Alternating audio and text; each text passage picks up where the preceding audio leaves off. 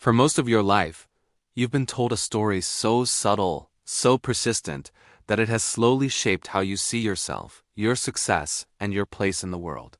It's in job interviews, school report cards, family conversations, and every comparison you've ever made between your life and someone else's.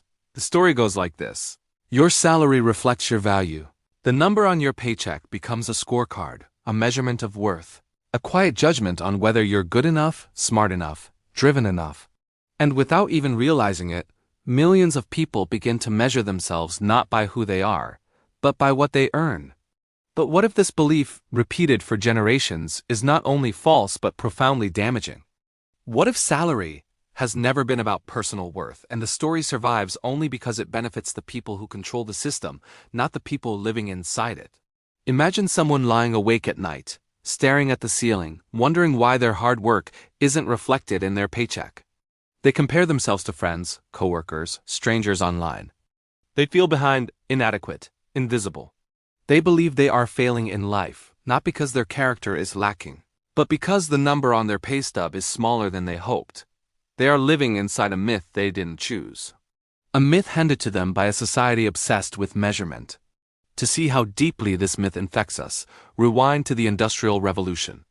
When factories expanded across cities, wages were not tied to talent, intelligence, kindness, or contribution.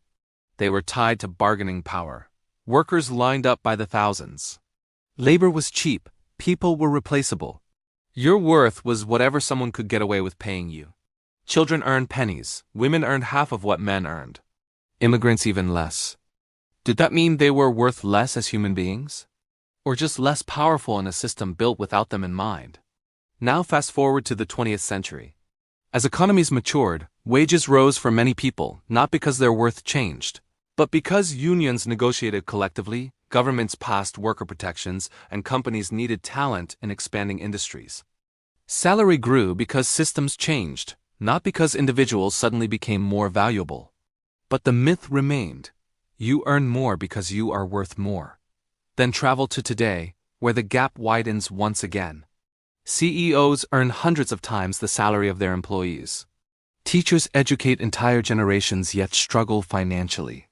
Nurses save lives yet earn modestly. Artists, social workers, caregivers, people who hold society together, are often paid far less than people who move numbers on spreadsheets. Meanwhile, speculative traders earn millions in seconds without creating anything tangible at all. Does that difference reflect worth?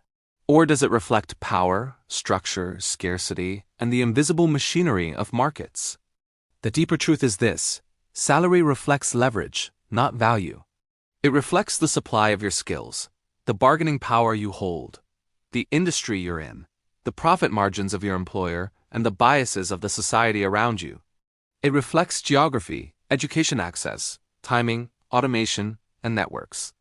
It reflects everything except your dignity. Yet the myth thrives because it serves a purpose. Companies use salaries to motivate, control, and extract more output. Governments use wage data to mask inequality. Society uses earnings as a shortcut to judge success, status, and identity. And individuals use salary as a way to compare themselves in a never-ending race they never agreed to join. But if you study the story of wealth across history, you discover something liberating. Salary is not the engine of prosperity. Assets are. Ownership is. Leverage is. Salary is the slowest, hardest, most limited path to wealth. It caps your growth. It ties your identity to someone else's budget. It rewards stability, not creativity. It binds your time to your income, turning life into a trade. Hours for dollars. Meanwhile, the wealthiest people in history, from industrial barons to tech billionaires, did not rise because of salary. They rose because they escaped the salary system entirely. Yet ordinary people are still told that their worth is tied to their wage, that success must follow a straight line through promotions, raises, and job titles. They measure their progress in increments. 3% raises, 5% bonuses, a title change. Meanwhile, inflation devours their gains. Housing costs bury their efforts. And they wonder why they can't get ahead. Because salary was never designed to make you wealthy. Salary was designed to keep you functional. To reclaim your worth, you must separate identity from income. The number on your paycheck tells you nothing about your intelligence, your kindness, your creativity, your potential, or your humanity. It tells you nothing about your resilience or your dreams. It tells you only what the market is willing to pay for your labor this year.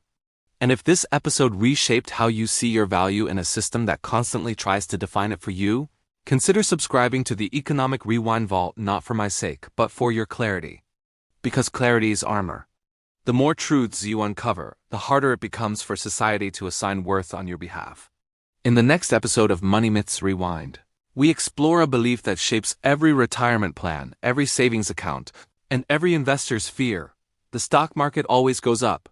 But behind that promise lies a story of booms, panics, power, and psychology that will change the way you see every chart you've ever trusted. See you in the next Rewind.